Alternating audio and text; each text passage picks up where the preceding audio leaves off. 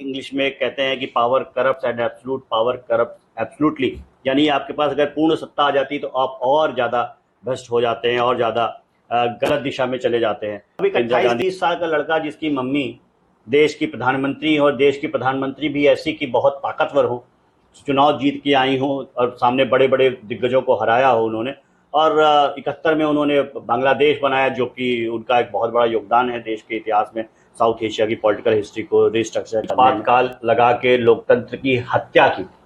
लोकतंत्र दरअसल भारत में रहा नहीं था, भारत अधिनायक तंत्र की तरफ चला गया था, अधिनायक तंत्र बन गया था। नमस्कार दोस्तों, आज 25 जून है। 25 जून 1975 को मध्य रात्रि में इंदिरा गांधी ने आपातकाल की घोषणा की थी। आज उसके 50 साल पूरे हो रहे हैं।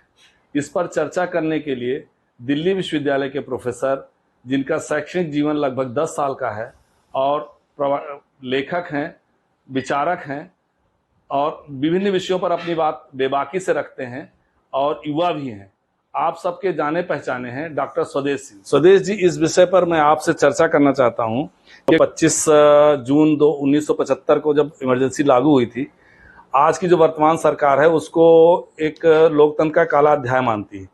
आपके इतने शैक्षणिक जीवन में आप उसको कैसे देखते हैं? बहुत बहुत धन्यवाद मुझे अवसर देने के लिए। सबसे पहले तो 25 जून 26 जून के बीच मध्यरात्रि को आपातकाल लागू हुआ और जिसे आपने खुद ही कहा कि लोकतंत्र का काला अध्याय है, उसके 50 साल पूरे हो रहे हैं। कहने को बहुत छोटी घटना लगती है, लेकिन जिन लोगों ने उसे जिया है, देखा है, समझा है और वो प्रताड़ना सही, उनसे पूछना चाहिए कि वो दिन कैसे थे। हम लोग उसके साक्षी नहीं रहे, हमने तो सिर्फ किताब के पन्नों से उसे पढ़ा। हाँ, हालांकि मेरे पिताजी जरूर आपातकाल में 21 महीने रहे और हमारे परिवार ने भी उसका दंश सहा था। तो इस तरह से चाहे मेरा परिवार हो, देश के ऐसे सैकड़ों लाखों परिवार थे जिनके परिवार के 1 लोग, 2 लोग, ऐसे कई लोग परिवार के जो आपातकाल में जेल में रहे, उनके लिए तो ये काला अध्याय क्या, वो चाहेंगे ही नहीं कि वो दिन दोबारा लौटे। लेकिन उसके साथ साथ पूरे देश ने भी इस जो आपातकाल था उसका दंश सहा। वो 21 महीने जो थे वो लोकतंत्र का काला अध्याय है, black spot of Indian democracy उसे कहते हैं। हमारे लोकतंत्र के लिए काला धब्बा है, ऐसा होना नहीं चाहिए था। अगर ये 21 महीने छोड़ दें तो भारत का लोकतंत्र दरअसल गहरा हुआ है, इट हैज़ डीपेंड डाउन, वो बहुत नीचे तक गया है, एक आम आदमी तक लोकतंत्र पहुंचा था। लेकिन इंदिरा गांधी जी ने आपातकाल लगा के लोकतंत्र की हत्या की। लोकतंत्र दरअसल भारत में रहा नहीं था, भारत अधिनायक तंत्र की तरफ चला गया था, अधिनायक तंत्र बन गया था। समझने की बात यह है, जो आज की पीढ़ी को समझना चाहिए वो, कि वो 21 महीने जैसे गुजरे, हो सकता है कि हम वहाँ से वापस ही ना लौट पाते। हम तानाशाही लगातार देश में रहती और देश में जो स्थिति होती, मानवाधिकारों का हनन, राजनीतिक जो विपक्षी राजनीतिक दल थे, प्रेस पे जो प्रतिबंध लगाए गए थे, आपको तो पता होगा कि इंडियन एक्सप्रेस ने अपने पन्ने ब्लैंक छाप दिए। क्यों ऐसा किया था, हमारे युवाओं को जानना चाहिए कि जो भी अखबार छपता था वो पहले भारत सरकार के सूचना प्रसारण मंत्रालय जाता था कि उस अखबार में क्या छप रहा है। तो इंडियन एक्सप्रेस के जो संपादक थे, मालिक थे रमानाथ गोयनका जी, उन्होंने कहा कि नहीं, अगर इतना ही हम पे सेंसरशिप लगेगी तो हम छापेंगे ही नहीं। तो उन्होंने पूरा कहते पन्ने ब्लैंक छापे थे। किशोर कुमार जो बहुत बड़े गायक हुए, हम लोग उन्हें जानते हैं, उनको संजय गांधी जी ने गाना गाने के लिए बुलाया तो उन्होंने कहा नहीं, आप लोगों ने आपातकाल लगाया है, लोकतंत्र की हत्या की है, मैं कार्यक्रम में नहीं आऊँगा। उनके विविध भारती पे गाने बंद कर दिए गए थे। ऐसे लाखों हजारों लोग जेल में गए थे, राष्ट्रीय स्वयंसेवक संघ पे प्रतिबंध लग गया था और किसी भी चीज़ की आज़ादी नहीं थी। तो अगर लोग जिस चीज़ के लिए आज़ादी की लड़ाई लड़ी गई, स्वतंत्रता के लिए, अपने अधिकारों के लिए, वो सारे अधिकारों से इस देश के आम नागरिक को वंचित कर दिया गया था। मैं फिर से कहूँगा कि वो जो अधिनायकवाद आया था, अगर वो वापस नहीं लौटा होता तो जो आज के युवा हैं वो शायद किसी तानाशाही में जी रहे होते। और हमने देखा है कि नॉर्थ कोरिया कैसे चलता है, हमने देखा है कि क्यूबा में कैसे शासन चलता है, चीन में कैसे शासन चलता है। तो क्या हम लोग भी उसी तरह की एक शासन प्रणाली बन जाते? तो लोकतंत्र, जो कि किसी भी शासन व्यवस्था में सबसे अच्छी व्यवस्था कहा जाता है, तो हम लोग 21 महीने बाद वो हटा आपातकाल और फिर से देश में चुनाव हुए और कांग्रेस की बुरी तरीके से पराजय हुई। तो लोकतंत्र के लिए वो काला अध्याय है, एक ब्लैक स्पॉट है आपातकाल, उसे ऐसे ही याद किया जाना चाहिए। और आज डॉक्टर जरूर ऐसा करना चाहिए, क्योंकि उस आपातकाल के 50 साल पूरे हो रहे हैं, यानी कि कई पीढ़ियां गुजर गई और उन लोगों ने अपना जीवन बलिदान किया।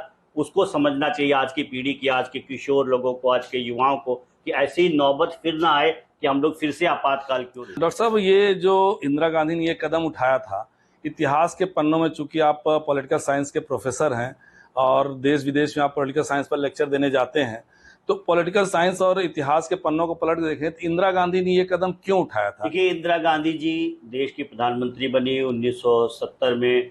बहुत बहुमत के साथ वो जीत के चुनाव आई थी। हालांकि उन्हें प्रधानमंत्री पद तो वैसे तस्तरी में मिला था सजा के, 1966 में शास्त्री जी की आकस्मिक मृत्यु के बाद उनको देश का प्रधानमंत्री बना दिया गया था। लेकिन 67 में वो चुनाव जीत के भी आई। तो उसके बाद इंग्लिश में कहते हैं कि power corrupt and absolute power corrupt absolutely, यानी आपके पास अगर पूर्ण सत्ता आ जाती तो आप और ज़्यादा भ्रष्ट हो जाते हैं और ज़्यादा गलत दिशा में चले जाते हैं। तो इंदिरा गांधी जी की किचन कैबिनेट हुआ करती थी, दिल्ली से मुख्यमंत्री बदले जाते थे, और इस तरह धीरे धीरे नीचे जो लोकतंत्र था वो खत्म हो रहा था। ऊपर से निर्णय लिए जा रहे थे। जब निर्णय ऊपर से लिए जाते हैं तो भ्रष्टाचार पनपता है, देश में महंगाई बढ़ती है। महंगाई, भ्रष्टाचार, ये सब प्राइस राइज, ये सब बहुत ज़्यादा हो गया देश में।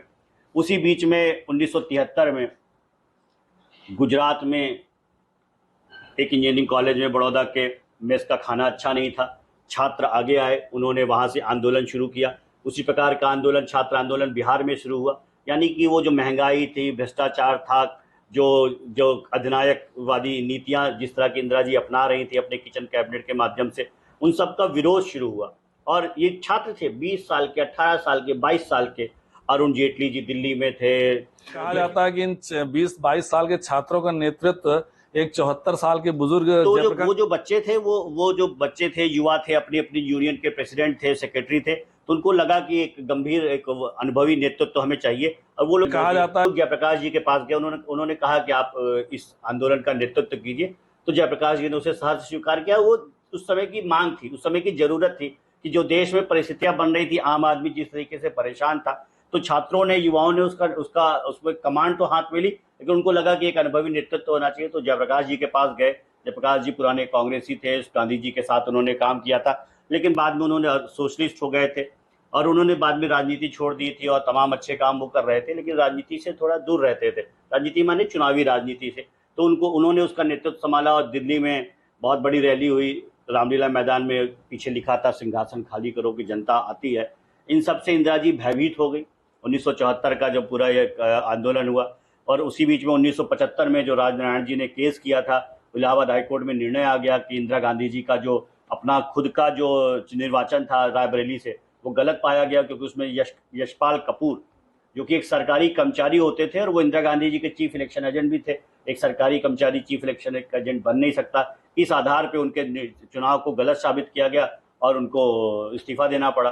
तो इस्तीफा ना देना पड़े, इसकी वजह से उन्होंने 25 जून की रात में देश में आपातकाल लगा दिया। देखिए, प्रधानमंत्री आपातकाल नहीं लगाता है, राष्ट्रपति लगाता है। फरुखुद्दीन अली अहमद ने एक बार, जो उस समय के राष्ट्रपति थे, उन्होंने एक बार भी विचार नहीं किया और जो कहा गया उसे कर दिया। ये भी समझना चाहिए कि उस समय तो डॉक्टर साहब, उस समय तो एक बहुत कार्टून प्रचलित हुआ था कि राष्ट्रपति जी अपने बाथटब में नहा रहे हैं और खिड़की से उन्होंने, कहना नहीं चाहता था, लेकिन ऐसा ही कुछ हुआ था। तो डॉक्टर साहब, जैसे इलाहाबाद हाईकोर्ट ने जो उस समय तत्कालीन प्रधानमंत्री के खिलाफ निर्णय दिया था, उसको आप आपातकाल से पहले की न्यायपालिका और विपक्ष और सरकार, इन तीनों के संबंधों को आप कैसे देखते हैं? देखिए, क्या आज की न्यायपालिका उस तरह के निर्णय दे सकती है? देती ही है, समय समय पे देती है। हमने देखा है कि बहुत सारी जगह पे देती है और न्यायपालिका बहुत सशक्त भूमिका निभाती है।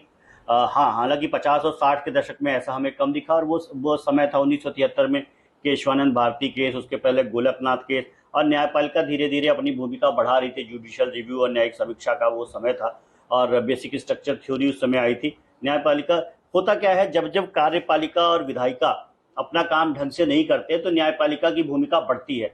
और न्यायपालिका ये भी देखती है कि जनता का मूड कैसा है।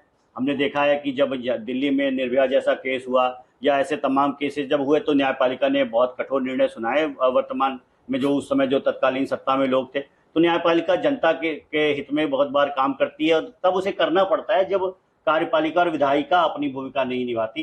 तो वो जो 1973, 74, 75 का समय है, उसमें ऐसा दिखता है कि जो कार्यपालिका में बैठे लोग थे, जो विधायिका में बैठे लोग थे, वो अपनी भूमिका उस तरह से, सत्ता में बैठे लोग थे वो नहीं निभा रही थी। और न्यायपालिका के समक्ष एक केस गया और उस पर वो बहुत हिम्मत किया होगा जस्टिस सिन्हा ने वो निर्णय सुनाने में। और कहते हैं कि उन्होंने अकेले वो बैठ के डिसीजन लिया और किसी को पता नहीं चलने दिया, क्योंकि कुछ भी हो सकता था। इलाहाबाद हाई कोर्ट के जज थे सामने, इस देश में उस समय बहुत ही ताकतवर महिला इंदिरा गांधी के खिलाफ निर्णय देना था।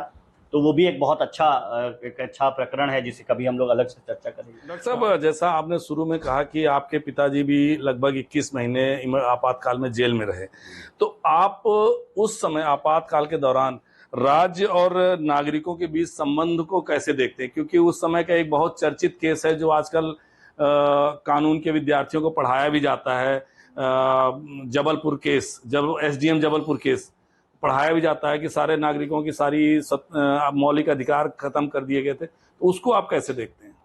तो हालांकि संविधान में है कि आर्टिकल 352, 356 और 360 के तहत आप आपातकाल लगा सकते हैं, या आपातकालीन शक्तियां हैं राष्ट्रपति की। तो इसमें जो 352 था उसके तहत ये आपातकाल लगाया गया। अब ये होता कब है?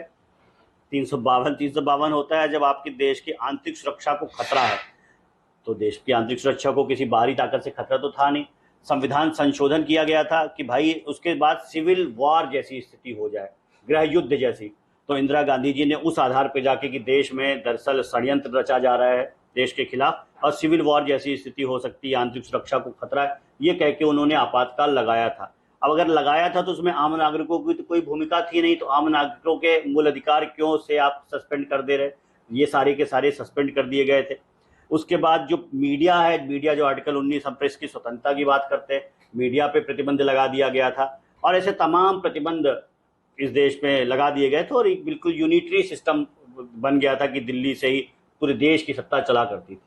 अच्छा डॉक्टर साहब, एक प्रश्न आर्थिक दृष्टि से, कि आर्थिक दृष्टिकोण से आपातकाल को आप उनकी नीतियों और उनके परिणामों को आप कैसे देखिए, जब आम आदमी के अधिकार ही नहीं है, सामने विपक्ष नहीं है, सामने मीडिया नहीं है, आपको बात कहने करने की आज़ादी नहीं है, तो आपको व्यापार करने की क्या आज़ादी होगी? एक छोटा सा क्लर्क सरकारी ऑफिस का, जिसके पास बहुत सी ताकत उस समय आ गई थी, कोई वो सामने कोई आदमी व्यापारी है या कुछ और काम करता है, दुकानदार है, वो किसी स्थानीय नेता के पास जा नहीं सकता है, पुलिस कोर्ट कचहरी जा नहीं सकता है, तो उस समय कैसे ही काम करता होगा? उसमें क्या ही व्यापार पनपेगा?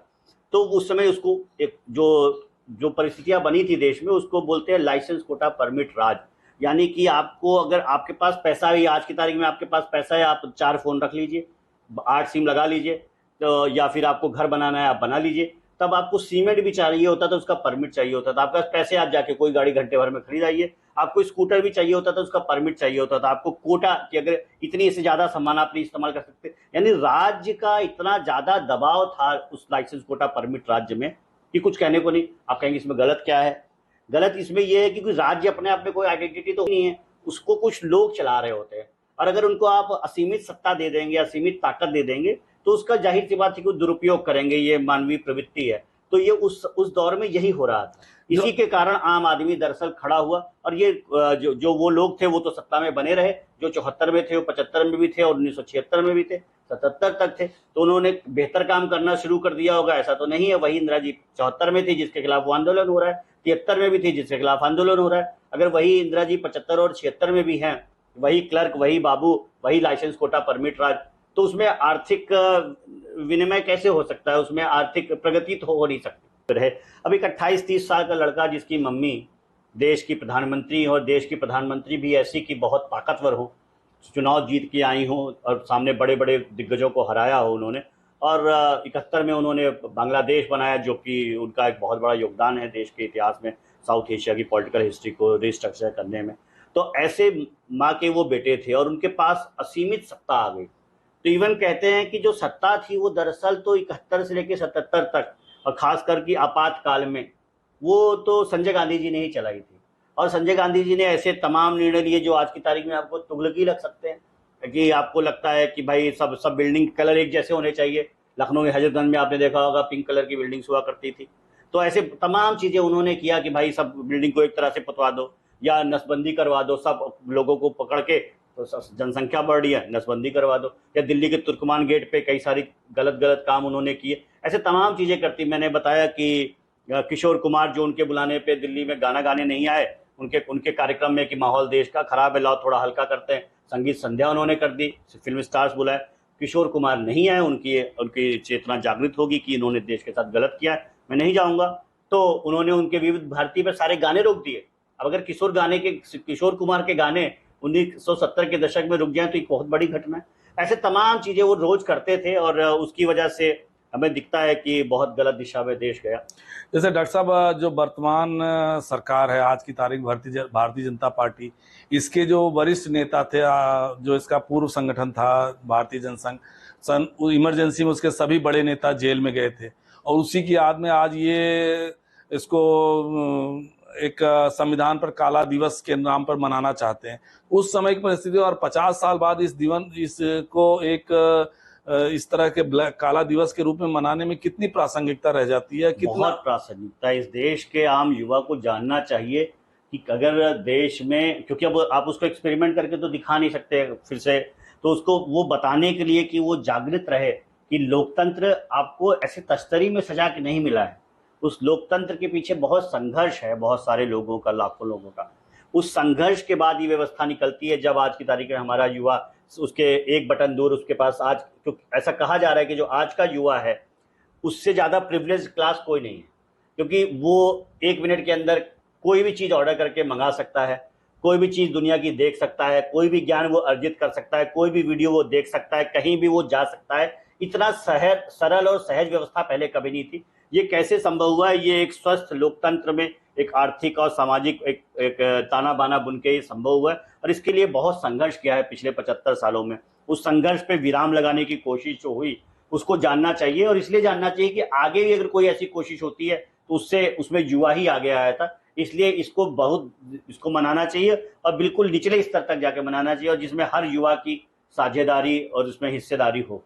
डॉक्टर साहब, यह आपको लोकतांत्रिक यात्रा और आपातकाल का स्थायी महत्व, इनको दोनों को अगर सारांश में करना हो तो आप क्या कहना चाहेंगे? मैं सिर्फ यही कहना चाहूँगा कि जो आज इस देश का युवा है उसको इस देश में जो लोकतंत्र है, चाहे सामाजिक स्तर पे है, चाहे आर्थिक स्तर पे है, और चाहे राजनीतिक स्तर पे है। राजनीतिक स्तर पे लोकतंत्र मतलब कि हर व्यक्ति को एक वोट है, उस वोट को उसका पालन करना चाहिए, और जब जरूरत पड़े तो वोट देना चाहिए चुनाव में।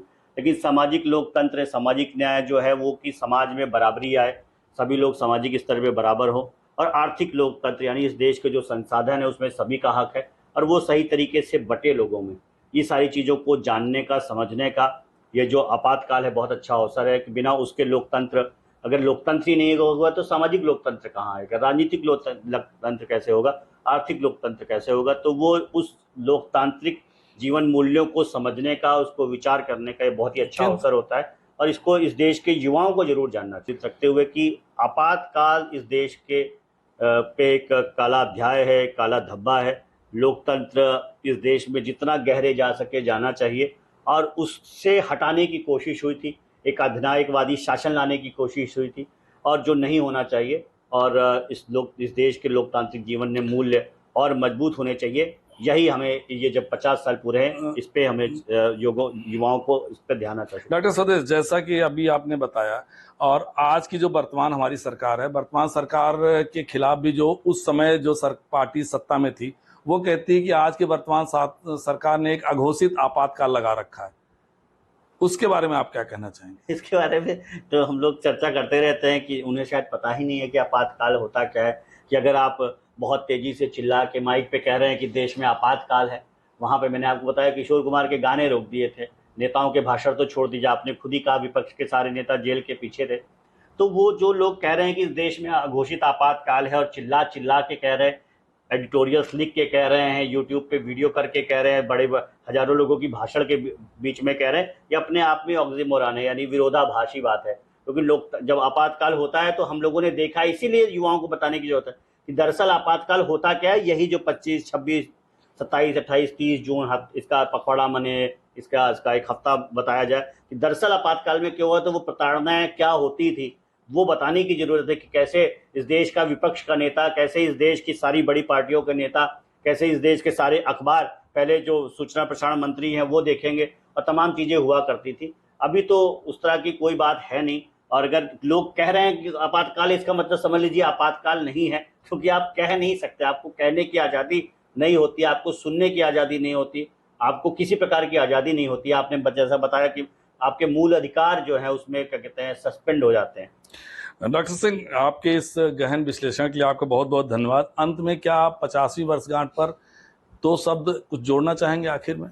नहीं, मैंने कहा कि इस देश के युवा को, इस देश के बच्चों को, सभी को जानना चाहिए। 50 साल बीत चुके हैं, लेकिन वो किसी भी क्षण कभी भी कोई ऐसी फिर से सरकार आ जाएगी, क्योंकि कांग्रेस पार्टी वही है। कल इंदिरा गांधी थी, आज राहुल गांधी है। इसलिए बहुत चांसेज है कि कई बार वो अपने कहते हैं कि हम अपने दादी के नक्शे कदम पे चलेंगे। इन प्रियंका गांधी जो उनकी छोटी बहन है, उनकी तो शक्ल मिलती है, यही उनका सबसे बड़ा कंट्रीब्यूशन है इंडियन पॉलिटिक्स से। तो दूसरी पार्टियां ऐसा क्यों नहीं कर सकती? क्योंकि उन्होंने उसके लिए संघर्ष किया था, तो वो नहीं करेंगी। और युवाओं को समझना चाहिए कि आपातकाल कैसे था, और ऐसी परिस्थितियां देश में फिर से ना बने, इसके लिए वो एक जागरूक इंसान की तरह, एक जागरूक नागरिक की तरह लगातार काम करें, लोकतंत्र के महत्व को समझें और लोकतंत्र का हिस्सा बने। यही मैं कहना चाहूँगा। डॉक्टर स्वदेश साहब का बहुत बहुत धन्यवाद। धन्यवाद मित्रों, ये थे हमारे साथ डॉक्टर स्वदेश सिंह, दिल्ली विश्वविद्यालय के प्रोफेसर हैं। और अगली बार हम फिर मिलेंगे किसी और विषय पर चर्चा के साथ। धन्यवाद।